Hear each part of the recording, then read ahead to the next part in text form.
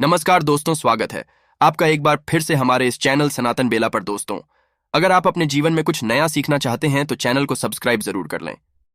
ओम नमः शिवाय, जय महाकाल। आप सबको पता है कि पितृपक्ष का बहुत ही प्यारा सा महीना चल रहा है और गुरुजी की कथा इस टाइम पे कोटा में चल रही है, जिसका नाम है श्रीदेव पितृशिव महापुराण की कथा। और गुरुजी ने आज की ही कथा में एक उपाय बताया था कि 3 फूल और 3 चावल का काफी लोग कंफ्यूज हैं कि भैया इसे हमें कौन से दिन करना है पितृपक्ष में और कौन से टाइम करना है। क्या पूरी बात बताऊंगा? क्योंकि इस उपाय को पितृ की जो बेटियां हैं, जिनका नाम है धन्य और कला के नाम से उपाय को करना है, ठीक है ना? बहुत विस्तार से बताऊंगा, सिर्फ आप सुनते जाएं, समझने की कोशिश करिएगा, ठीक है ना? देखो, समझते हैं। सबसे पहले हमें कौन कौन सी चीजों को लेना है ये समझते हैं, उसके बाद दिन वगैरह टाइम बता देता हूं। आपको लेना होगा इस तरीके से 3 फूल। अब फूल की यहां पे गुरुजी ने कोई बात नहीं की है, बट अगर आप पितरों के लिए कोई उपाय कर रहे हैं तो कोशिश करेंगे कि आप सफेद फूल लेंगे, वरना कोई सा भी फूल ले सकते हो, कोई दिक्कत नहीं है। बस सफेद फूल ले लो, इससे ज्यादा अच्छा होगा, ठीक है ना? सफेद फूल ले लिया। सफेद फूल के साथ जैसा कि गुरुजी ने बताया क्या लेना है, चावल के 3 दाने, और वो 3 दाने खंडित नहीं होनी चाहिए। इस चीज को दिमाग में बिठा लो तो ले लिया।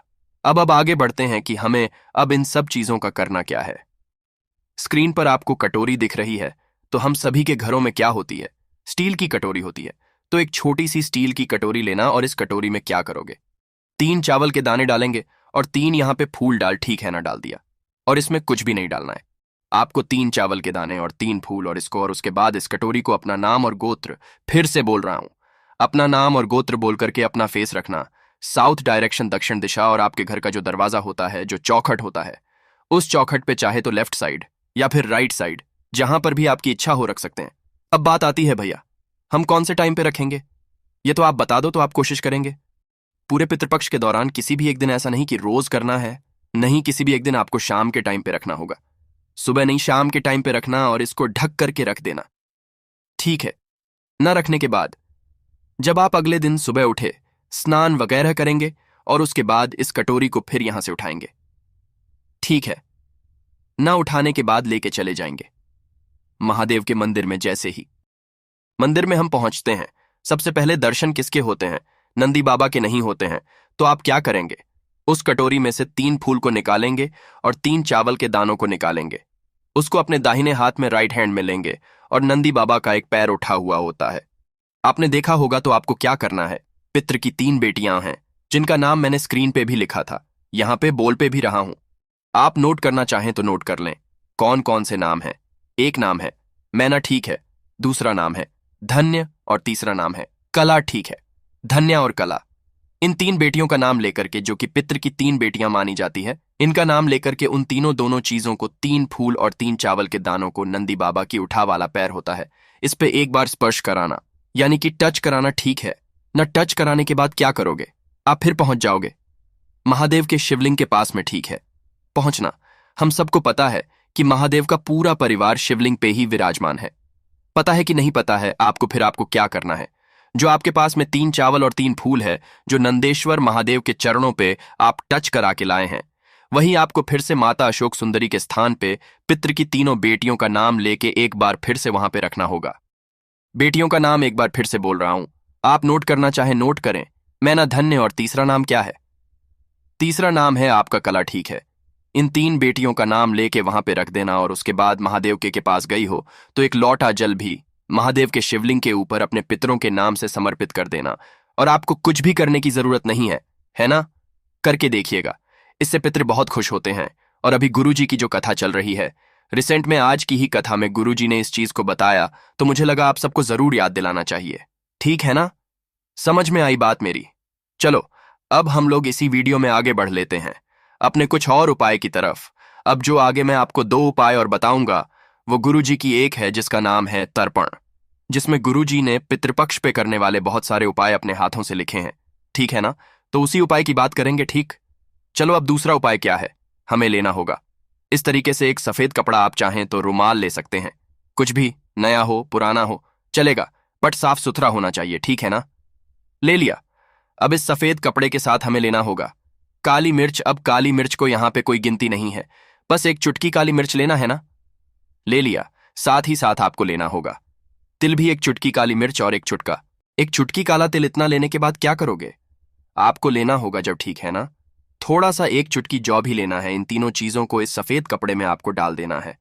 काला तिल और काला काली मिर्च, और जब ठीक है, डाल दिया। इसकी छोटी सी पोटली बनाना है ना? पोटली बनाना, और उसके बाद क्या करोगे? इसको लेके चले जाओगे कहाँ पे? जो भी नदी, तालाब, सरोवर आपके घर के आसपास हो, उस नदी, तालाब, सरोवर में आपको कपड़े के साथ अपने पितरों का स्मरण करते हुए पितृदेवता आर्यमा का नाम लेकर के, एक बार आर्यमा यहां लिख देता हूं। काफी लोग कंफ्यूज होते हैं।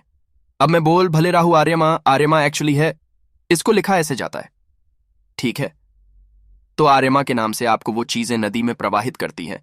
जब नदी में प्रवाहित कर रहे हो तो फेस कौन सी दिशा में रखोगे? दक्षिण दिशा में। यहां पे मेरी बहुत सारी बहनें परेशान हैं भैया, हमारे घर के आसपास कोई नदी, तालाब नहीं है। हम तो आप किसी भी पीपल पेड़, आप किसी बेल पेड़, या फिर आप किसी वट वृक्ष के नीचे भी ले जाकर के रख सकते हैं, ठीक है ना? इस उपाय को करने का टाइम है, वो है सुबह 10 बजे से 12 बजे के बीच में, क्योंकि ये जो समय समझा गया है वो है हमारे पितरों के लिए, ठीक है ना? समझ में आई बात मेरी? तो आपको ये उपाय भी जरूर करना चाहिए। आगे बढ़ लेते हैं एक और बहुत सबसे इजी, सबसे आसान उपाय की, जो कि मैं आपको हमेशा याद दिलाते रहता हूं। सभी को करना होगा। अगर आपको अपने खुशियां चाहिए, ठीक है, करके सिर्फ प्रैक्टिकल करके देखिएगा। इस पितृपक्ष में बहुत फायदा मिलेगा। आपको लेना होगा इस तरीके से कच्चा दूध इजीली अवेलेबल होगा हर जगह पे, तो कच्चा दूध लेना, साथ ही साथ एक बेलपत्र लेना, बहुत प्यारी सी, बहुत सुंदर सी, ठीक है ना? बेलपत्र ले लिया, और यहां पे नहीं है कुछ, तो आपको काला तिल भी लेना है, यानी कि इस कच्चे दूध में जो बेलपत्र होगा वो डालना, और थोड़ा सा एक चुटकी काला तिल डाल देना। इतना डालने के बाद अपने पूरे घर में उस कलश को लेके एक बार आप घूम लेना, ठीक है? पूरे घर में जितने भी रूम्स होंगे, वॉशरूम को छोड़ के सभी कमरों में घूम लेना और लेके चले जाना। आपको दोपहर में 12 बजे, यहां पे मैं बात 10 से 12 की नहीं कर रहा हूं, यहां पे हम लोग बात कर रहे हैं दोपहर में 12 बजे पीपल पेड़ के नीचे जाएंगे, और पूरा का पूरा कलश का जो भी सामान उसमें आपने डाल रखा है, वो पूरा आपको पीपल पेड़ के नीचे, पितृ देवता बार बार बोल रहा हूं, क्या नाम है, अरमा का नाम लेके वहां पर आपको समर्पित कर देना है। जब समर्पित करोगे, कौन सी दिशा में होगा? दक्षिण दिशा, यानी कि साउथ डायरेक्शन, ठीक? समझ में आई बात? चलो, 3 उपाय तो हो गए। अब आपको एक छोटा सा काम करना है। चौथे उपाय का सबसे आसान है, परंतु उससे पहले वीडियो को कर दीजिए लाइक, और जितने भी भाई बहन मेरी इस आवाज को पहली बार सुन रहे हैं तो चैनल को सब्सक्राइब जरूर करिएगा, ठीक है ना? देखो, इस चौथे उपाय को समझ लेते हैं। बहुत इजी, सबसे आसान उपाय है, क्योंकि हम सभी के घरों में गंगा जल जरूर होगा, मुझे पूरी उम्मीद है। हम सबके घर, तो आपको क्या करना है? गंगा जल लेना है एक छोटी सी कटोरी में, ठीक है?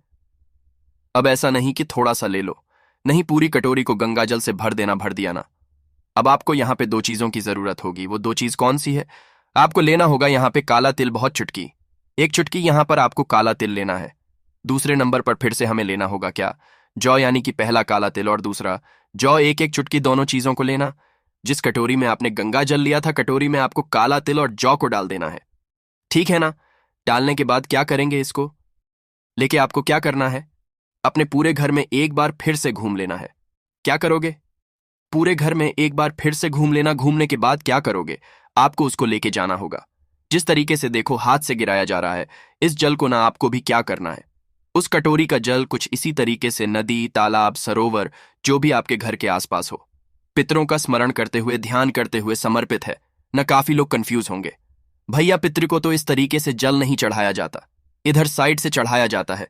बिल्कुल बात आपकी सही है, परंतु अगर आपके हाथ में कोई पात्र है, ऐसे तो सिर्फ अगर आपने अपने हाथों में पानी लिया है तब डाला जाता, परंतु आपके हाथों में कटोरी है, तो कटोरी का जल बिल्कुल सीधा सीधा पितरों का स्मरण करते हुए डाल देना, और आपको कुछ भी करने की जरूरत नहीं है ना? करके देखिएगा। जितने उपाय बताया मैंने, जो उपाय आपको इजी, आसान, आपकी फैमिली के लिए अच्छे लगते हो, उपाय जरूर करिएगा। पहला तो आप सभी को 3 फूल और 3 चावल वाला तो करना ही करना है, क्योंकि बिल्कुल नया सा उपाय आज की कथा के तो करिएगा। कोशिश की मैंने आप सभी को बहुत अच्छा समझाने की, तो वीडियो पसंद आई हो तो लाइक करिएगा। मुझसे फोन पे बातें करनी है तो इंस्टाग्राम या फिर फेसबुक पे फॉलो करें, द नेचुरल प्लेनेट 108। और जितने भी भाई बहन मेरी इस आवाज को पहली बार सुन रहे हैं तो चैनल को सब्सक्राइब करिएगा। ओम नमः शिवाय, जय महाकाल।